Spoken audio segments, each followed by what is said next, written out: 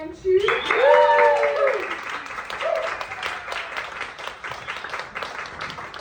you so much. Thank you for being here. I want to welcome you to Margaret Humphrey's house, which I think is going to be a lovely venue for us to do this kind of a program. I don't know, for those of you who are familiar with IDS, in previous years, Angela and Todd have designated one of the major performances to be exclusively devoted to song. And it's funny that Angela said that because she really never needs to twist my arm when it comes to art song. It's like my favorite thing to do in the world, basically, is to discover things in these little miniatures that are oftentimes just as interesting in scale as operas and have all this possibility as far as craft that can happen in a much shorter space of time. So I was referring to the fact that this is a great venue for doing this kind of a piece because it makes me think back to things like the literary and musical salons that happened in Europe back in the turn of the century, and actually when a lot of the music that we're going to sing today is actually based. So it's totally great for that, and luckily we have this lovely view of the forest. But what we want to key into the fact is that the theme is not about the forest this time.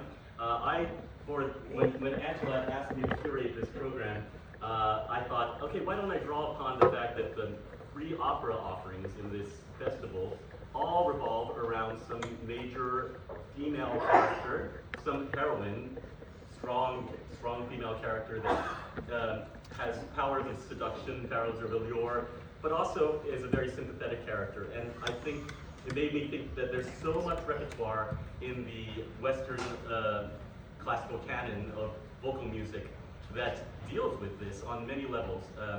Basically, the idea of women and feminine ideals to inspire composers to talk about the emotional psyche of that and basically use poetry to delve into the possibilities of interaction with women and also the sexes and that.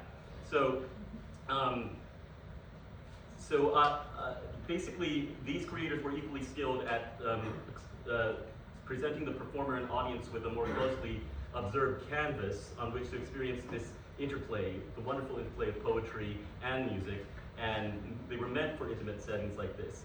So our program today takes us from the stirrings of like youthful courtship and the ripe sensuality of Monteverdi's madrigals to the late Romantic in Germany and in France.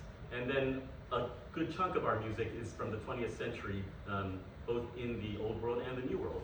And we invite you to embark with us as we revel and celebrate the flirtatious, the exotic, the emotional realms of female complexity. Most of these are male composers, so it's interesting because it's how, through the male gaze, femininity has evolved through the years and in the poetry that we'll be exploring today. So, without further ado, we'll start with the Monteverdi.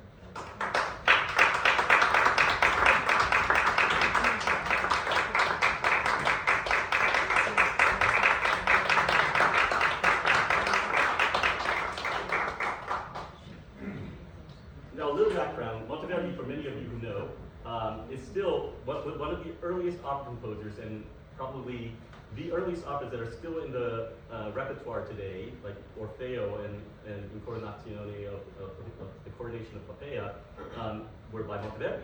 And so he also wrote secular pieces that were sort of consort-type chamber pieces. And they have this element of theater and drama in them. And I want to explore them because a lot of them talk about relationships and love, and they're Italian, so they're very, very passionate and do not hold back in terms of sensuality. You'll see that because we are actually going to read the text to you ahead of time. Okay? So to start with, Io mi son giovinetta. I am a young woman, and I laugh and sing in the new spring season. Thus sang my sweet shepherdess, when suddenly in response to that song in my heart, sang like a charming and laughing bird. I am young too, and I laugh and sing in the gentle and beautiful springtime of love that blossoms in your beautiful eyes. She replied, flee the fire if you are wise. Flee, for in these beaming eyes, there will never be a springtime for you.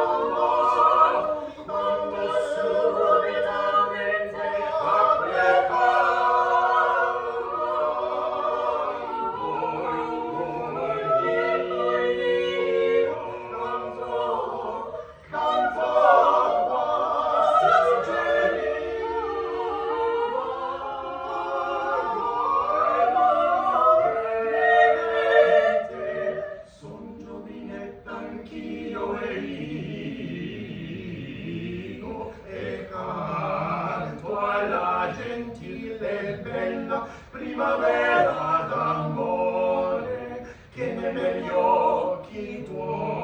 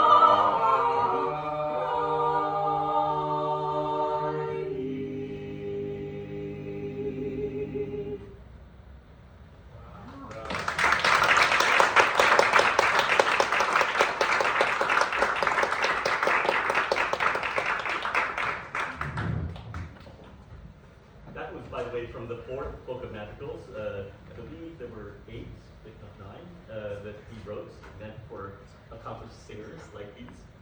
And this next one will be from the 7th book of Madrigals. The 4th one revolved around love, earthly lullabies, and this is very explicit.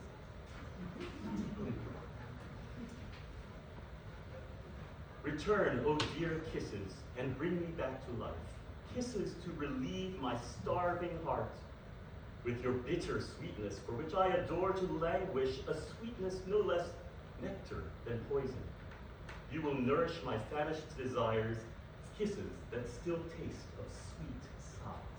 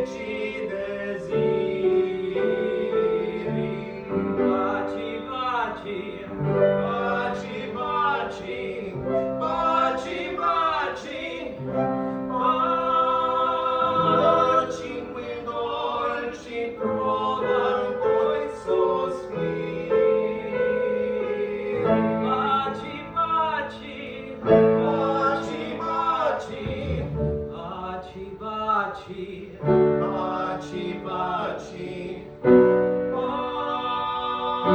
baci, qui provam coi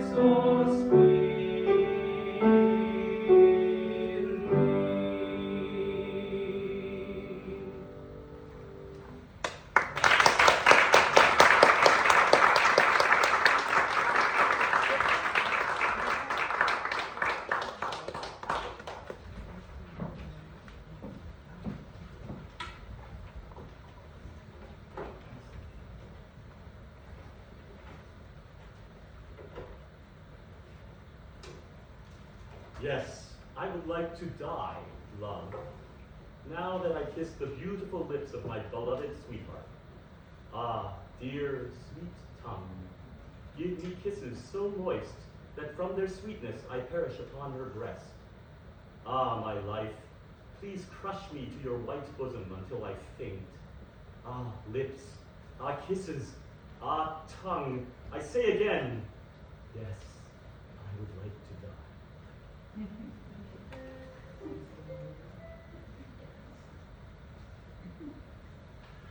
Sic io vorrei morire, io vorrei morire, io vorrei morire.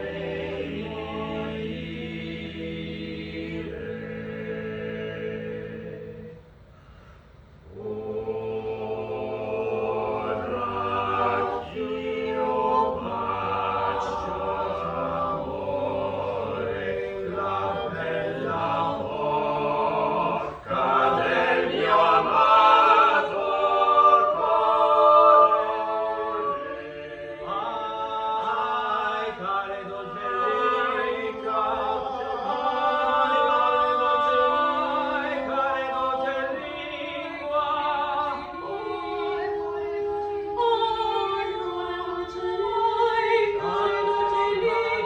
datemi tanto male,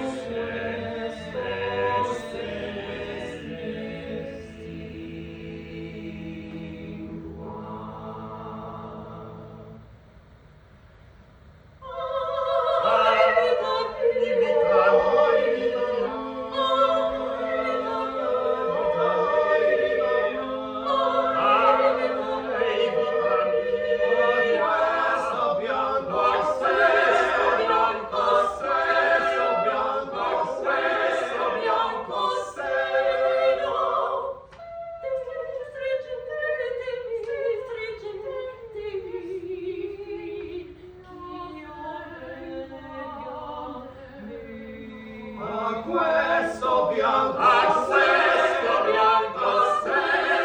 bianco seno, stringetemi finch'io venga vero.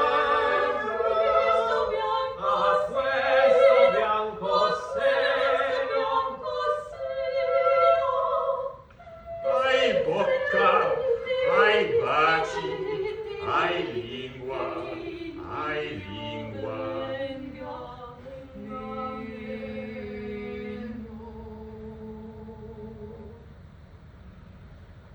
Ai bocca, ai baci, ai lingua, ai lingua, torna a dire, sic io vorrei morire, io vorrei morire.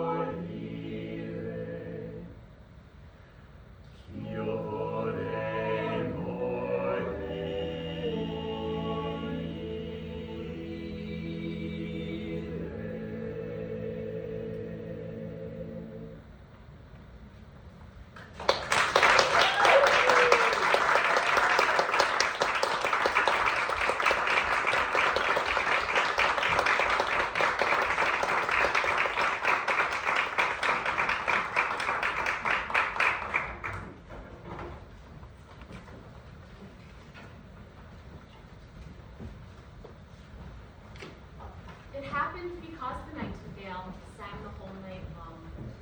From her sweet call, from the echo and re-echo, roses have sprung up. She was but recently a wild blossom, and now she walks deep in thought. She carries her summer hat in her hand, enduring quietly the heat of the sun, knowing not what to begin. It happened because the nightingale sang the whole night long. From her sweet call, from the echo and re-echo, roses have sprung up.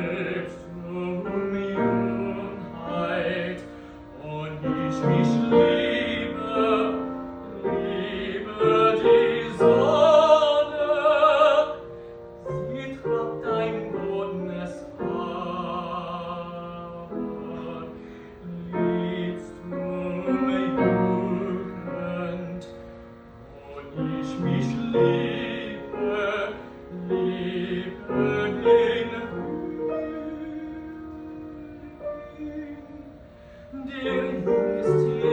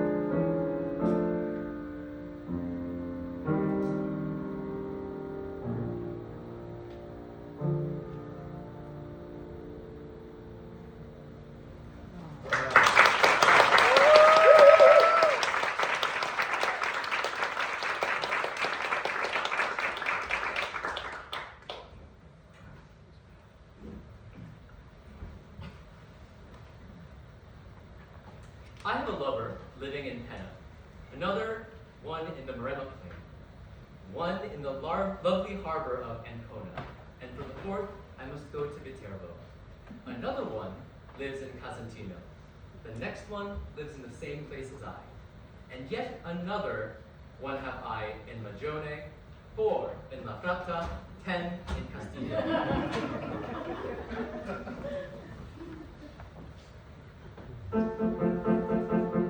Ich hab in Pena einen liebsten Mann, in dir Marinnen einen Mann, einen im schönen Hafen von Ancona, zum Vierten muss ich nach Viterbo wandern. Kein anderer Wort, was in dem dort, die nächste lebt mit mir und seinen Und wieder einen hab ich in Magione, wieder in La Fretta.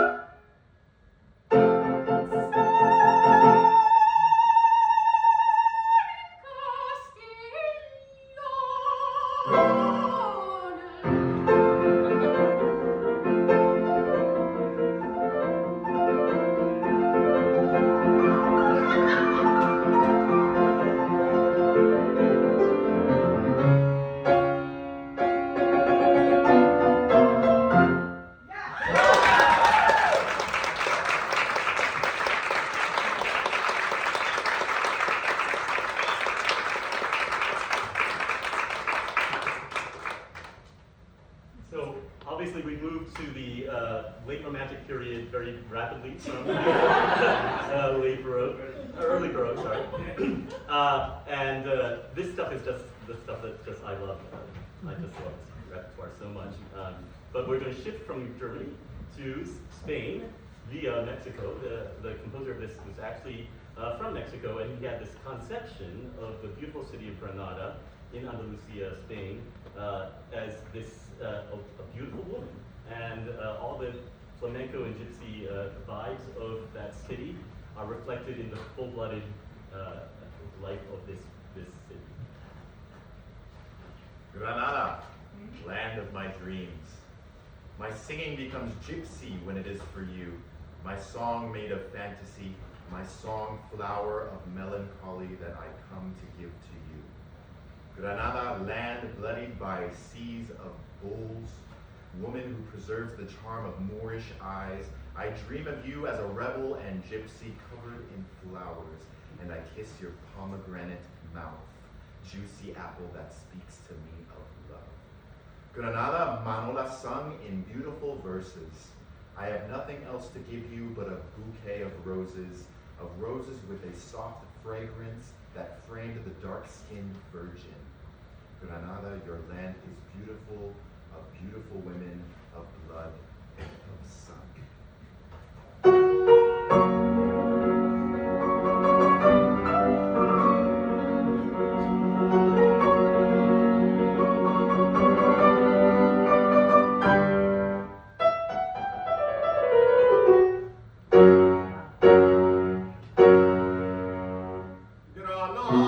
Granada, tierra soñada por mí, mi cantar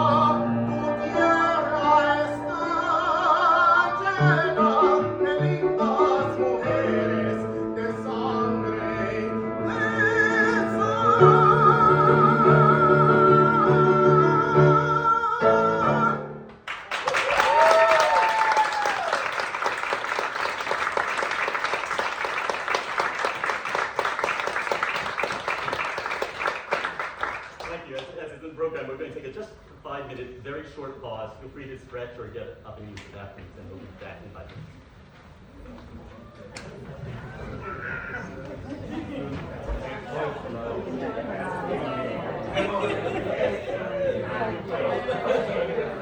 It sounds like a style of music that I've heard before. I don't know about that song, but like, it sounds like mariachi music.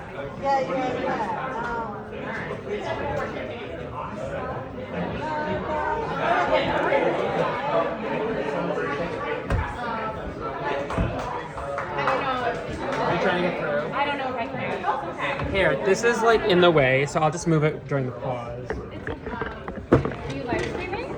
It's being recorded. Oh, very Live cool. streaming to who? Yes, thank you. Yes. He's gonna sing in a group, yeah.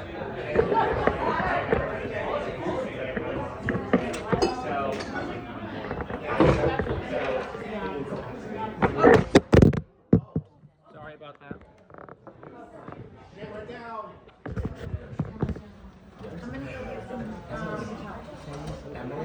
Could I take you up on your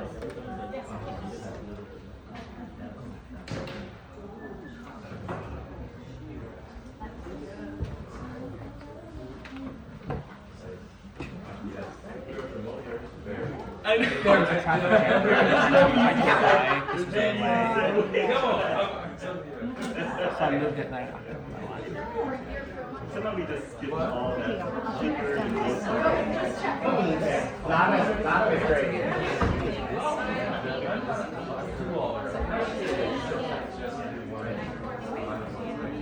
Or you do what your page.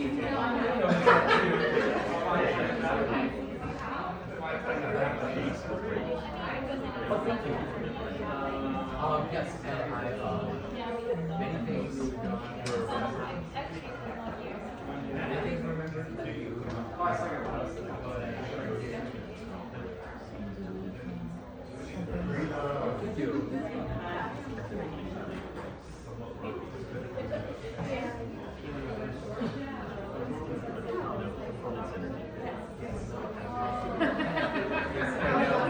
were going to say it on appropriately. Yes, thank you. Oh, me? Yeah, I should. Honestly, I should. I mean, if you ask anybody which Spanish is the hardest to understand, it's probably mine.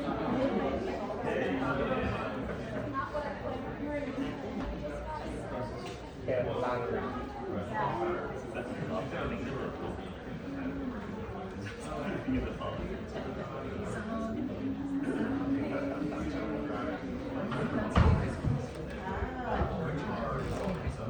okay. Sorry, I just.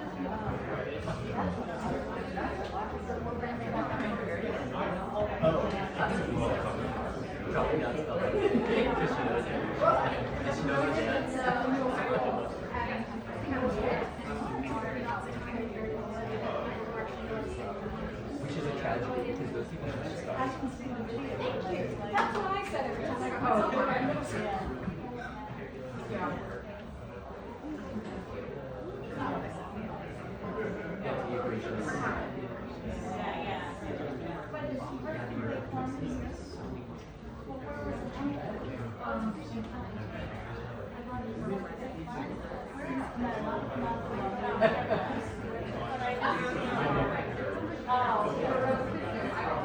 I go there for weird. Okay, we can start this back in.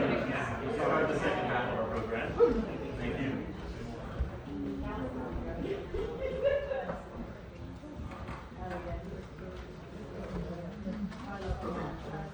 For our next set, we're going to move to American music. These are all 20th composers, some of whom were contemporaries of each other. We're starting with a great song composer, Lee Boydby, who used the famous poem base of the Statue of Liberty as his muse for this song. And all the poets in this set are women composers, women poets. And so The Lady of the Harbor is a beautiful setting of just seeing the sentinel of this statue and being welcoming to people coming into the harbor. The Ferry Me Across the Water is a very interesting, sort of slightly atonal piece by Ned Borum, who also was a great prolific songwriter. And this talks about the idea of the sort of mythic quality of being ferried across the water by a boatman who has the potential of bringing you to the other side. And in this case, the young woman uses her femininely wiles to cross. And then the final piece is from a wonderful set of pieces by Emily Dickinson that Aaron Copland set, 12 of them, poems that were traditionally done by sopranos, but this time we have Robbie singing it at the tenor, and it really gives you a lovely glimpse of the kind of childlike wonder in Emily Dickinson's poetry, the idea of coming to the gates of heaven and wondering why you're not being let in because your voice is too big for what.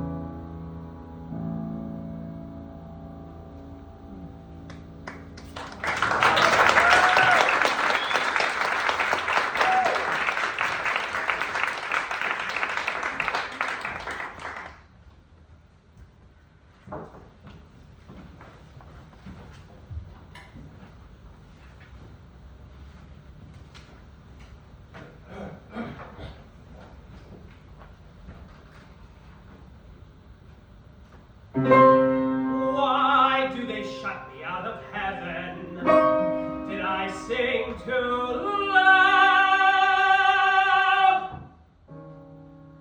But I can sing a little minor, timid as a bird. Wouldn't the angels try me just once more? Just see if I trouble them. But don't shut the door, don't shut the door.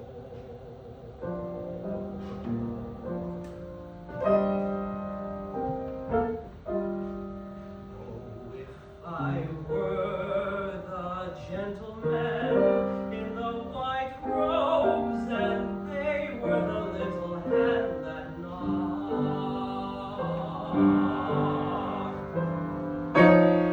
Could I forbid, could I forbid, could I forbid? Why do they shut me out of heaven? Did I sing too loud?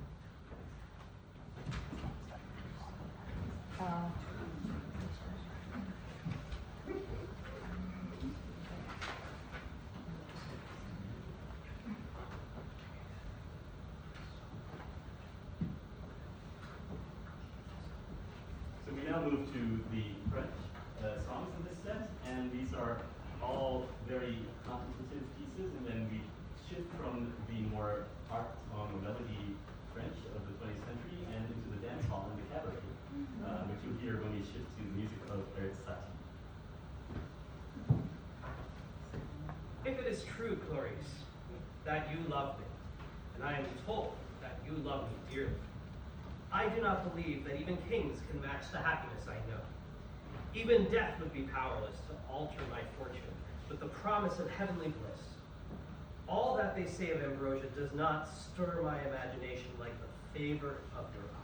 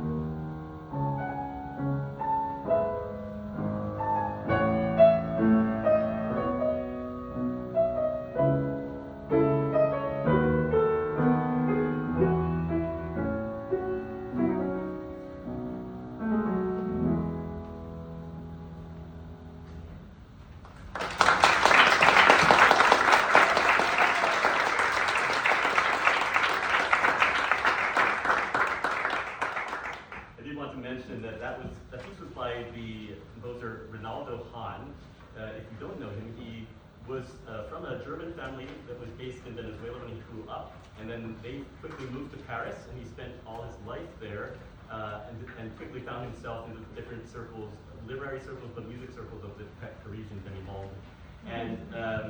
And as you can see, he had an exquisite sense of taste. I still remember vividly. He was also a very good voice teacher, and he wrote books about voice. He used to have these kinds of salons in his place, and other composers would show up, and he would play his own songs at the piano while singing them. And his sort of party trick was that he could hold a lit cigarette in the corner of his mouth while singing and still have perfect pitch. I still love that story. So anyway, from there we're going to move on to another gem that actually I didn't know, and I have Miss Fanfoni to thank for introducing me to this song by Saint-Saëns.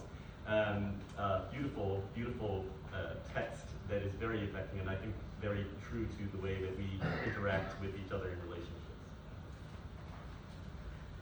If you have nothing to tell me, why do you come so close to me? Why do you make this smile that could turn a monarch's head? If you have nothing to tell me, why do you come so close to me? If you have nothing to teach me, why do you squeeze my hand?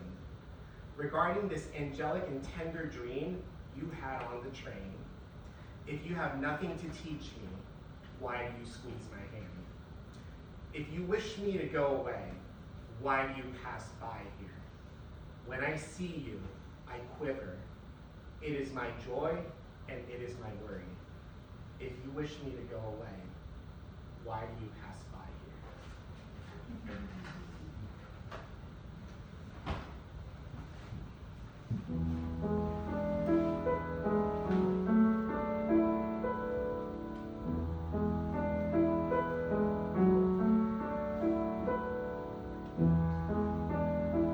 Si vous n'avez rien à me dire, pourquoi venir auprès de moi?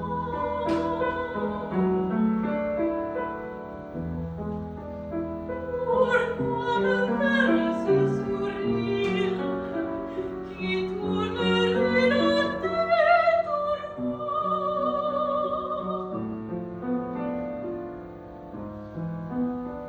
Si vous n'avez rien à me dire, pourquoi venir auprès de moi?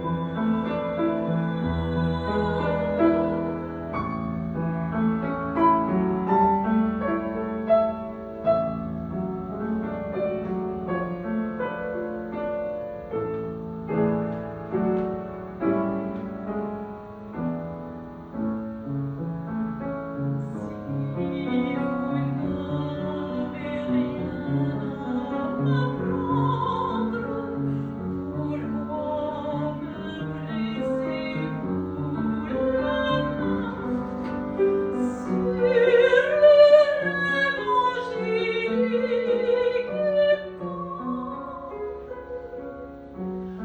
auquel vous songiez en chemin? Si vous n'avez rien à m'apprendre, pourquoi me pressez-vous la main?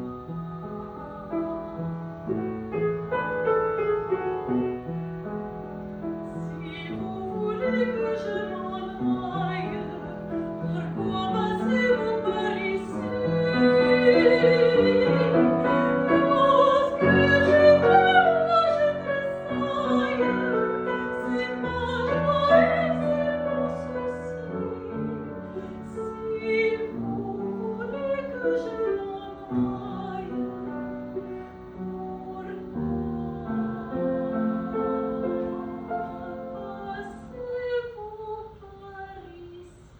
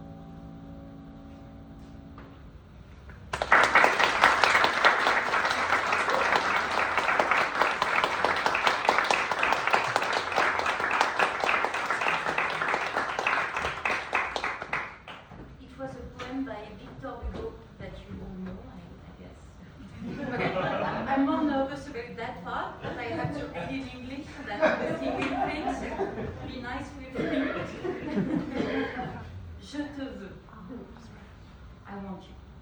I have understood your distress, dear lover, and I yield to your wish. Make me your mistress. Modestly shall be far from us, no more distress. I long for the precious moment when we will be happy. I want you. I have no regrets, and I want only one thing. Next to you, there, so close, to live all of my life. Let my heart be yours, and your lips be mine. Let your body be mine, and let all my flesh be yours. Yes, I see in your eyes the divine promise that your loving heart comes to seek my caress, and laced forever, burnt with the same flames, in dreams of love, we will exchange our two souls. Yes.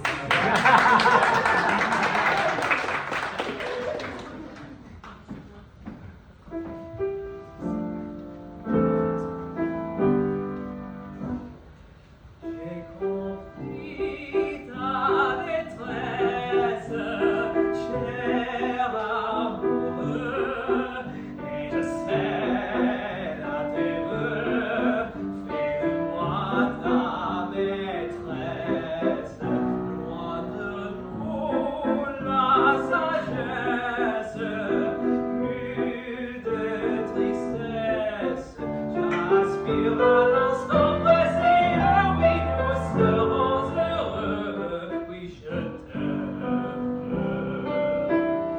Je n'ai pas de regrets, et je n'ai qu'une envie près de toi, à tout près, vivre toute ma vie, que mon cœur soit le tien. Et ta lèvre la mienne, que ton cœur soit le mien, et que toute ma chair soit tienne. J'ai compris ta détresse, cher amoureux, et je sais à tes voeux. Fais-de-moi ta maîtresse. Loin de nous la sagesse, plus de tristesse. J'aspire à l'instant précis. Oui, nous serons heureux. Oui, je t'aime.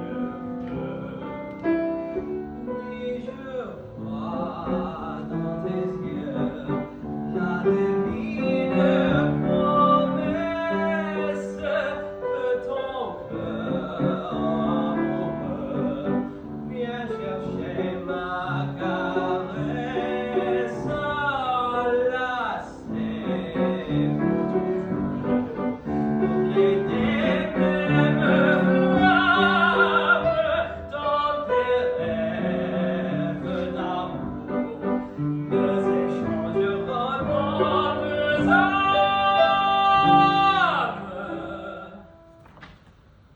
J'ai compris ta détresse, cher amoureux, et je sais à tes voeux. Fais de moi ta maîtresse.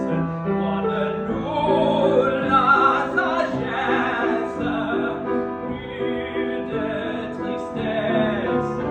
J'aspire à l'instant précis. Oui, nous serons heureux. Je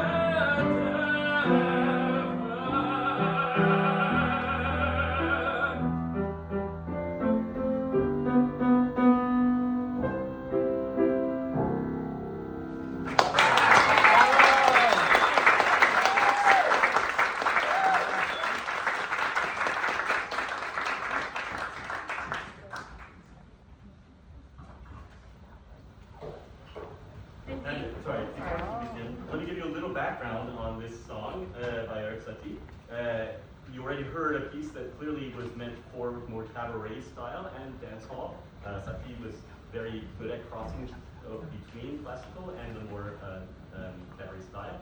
And in this next piece that Claire has agreed to sing for us, it's called La Diva de l'Empire. And the L'Empire refers to a theater in London that was very well known because it sort of drew people of all kinds of dancers, but also women of ill repute. And basically, so there were also people who would dress up a certain way in these theaters, like a young girl, because it sort of brought in a certain clientele who liked that innocent look. And so you'll hear a little bit about how she describes this greenaway hat that this young starlet at the Empire Theater is acting out in this young childish way for the customers at the theater. And what's interesting is there's a lot of Franglish in the midst of this text. He's poking fun at English, and also French people speaking English in some ways too. We love it, it's so charmant. Beneath her large greenaway hat, putting on her dazzling smile, the fresh and charming laugh of a wide-eyed, sighing babe, a little girl with velvet eyes. She's the diva of the empire. Impure, I think. She's the queen they're smitten with, the gentlemen and all the dandies of Piccadilly. She attests a single yes with such sweetness that all the fancy waistcoated snobs welcoming her with frenzied cheers, hurl bouquets on the stage without observing the wily smile on her pretty face. She dances almost mechanically and lifts, oh so modestly, her pretty petticoat edged with flounces to reveal her wriggling legs. It is very, very innocent and very, very exciting.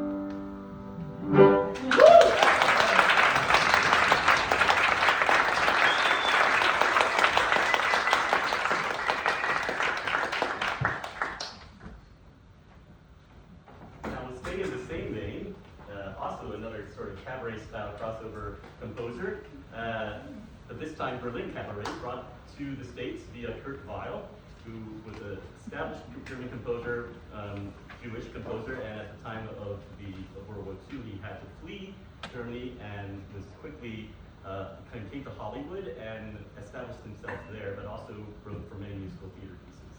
And you'll see that he brings that sort of jazzy Berlin style in this piece. One Touch of Venus. This is basically the basic story of this show is that a barber goes into a museum and he's engaged to be married very soon, and he somehow is very drawn to a statue of Venus in the museum, so much so that he takes his engagement ring and puts it on her finger, and suddenly the statue comes to life. And so this is the point at which this song happens, where basically this fictional Venus has basically said that I don't feel quite at home with things here in the real world.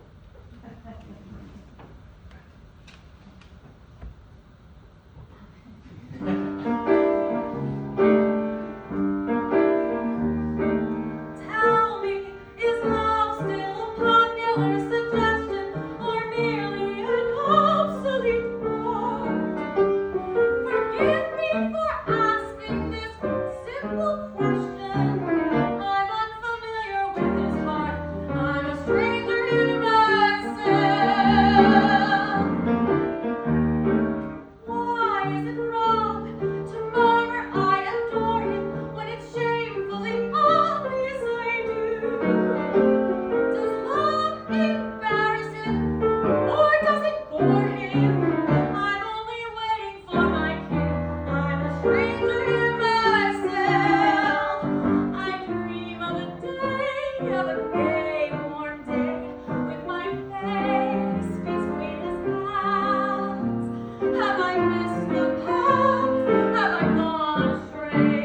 I ask, and God understands.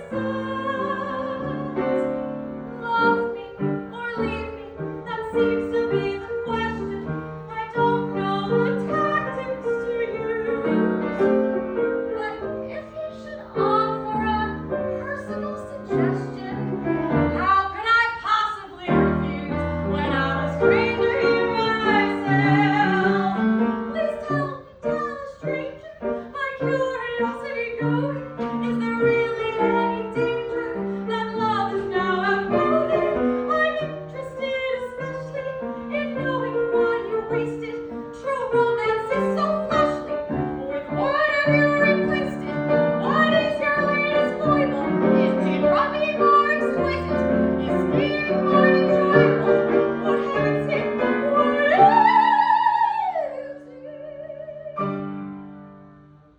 I can't believe that love has lost its glamour, that passion is merely passé. If gender is just a term in grammar, how will I ever find my way since I'm a stranger in myself? How can he ignore my available condition? Why these Victorian views? You see here before you a woman with a mission. I must discover the key to his ignition. And then he should make a diplomatic proposition. How could I possibly refuse when I'm a stranger here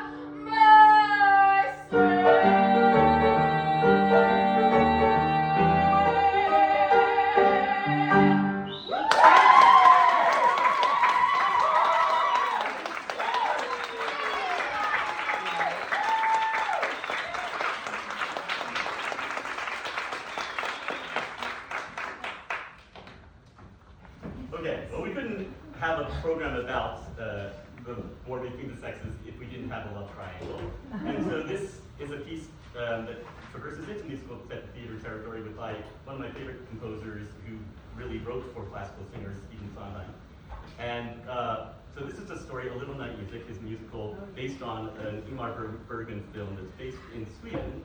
And it centers around a famous actress, Swedish actress, who tours a lot, and therefore she can't be there for her family, her child.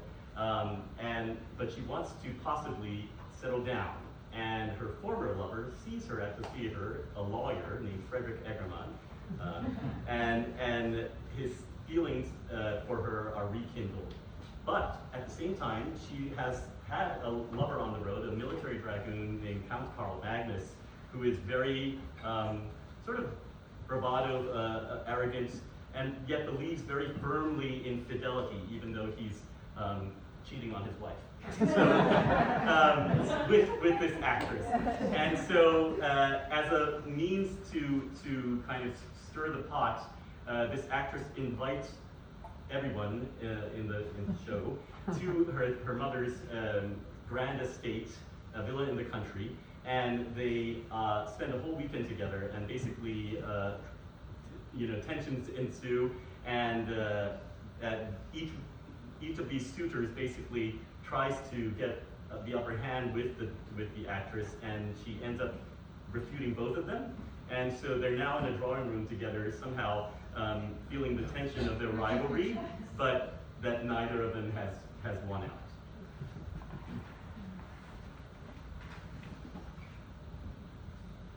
I should never have gone to the theater, and I never had come to the country. If I never had come to the country, matters might have stayed as they were. Sir,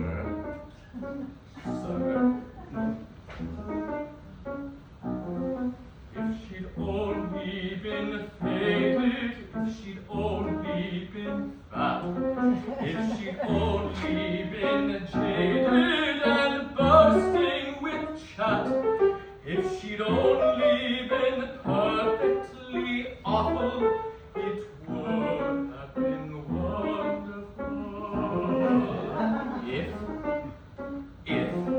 If she'd been on a Twitter or a lucid gold, if she'd only been bitter or better looked passably old, if she'd been covered with glitter or even been covered with gold, it would have been wonderful. But the woman was perfection to my deepest dismay. Well, not quite perfection, I'm sorry to say. If the woman were perfection, she would go away. That would be wonderful. Sir, if she only looked flustered or admitted the worst, if she only had blustered or simpered or cursed, if she weren't so awfully perfect, it would have been wonderful.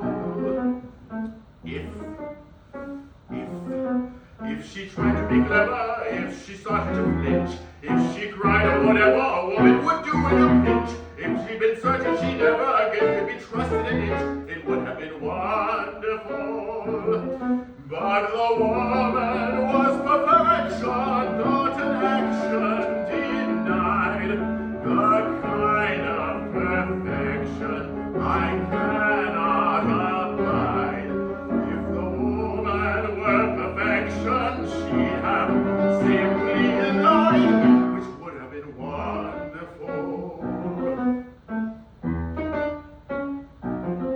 If she'd only been vicious, If she acted abused, or a bit too delicious, or been even slightly confused, if she had only been sulky, or bristly, or bumpy, or bruised, it would have been wonderful. if she'd only been willful, If she only had fled, or a little less skillful, insulted, insisting in bed, if she had only been fearful, or married, or cheerful, or dead, it would have been wonderful. But the woman was perfection, and the prospects are grim. That lovely perfection that nothing can dim.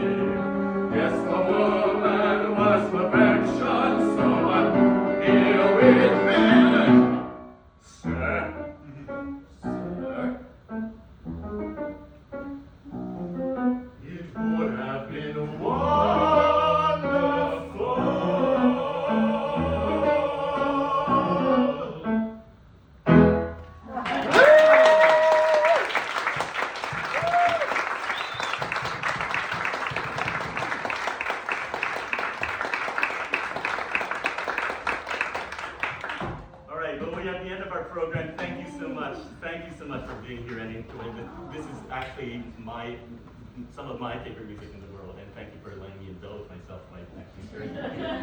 And thank you guys so much for being part of this.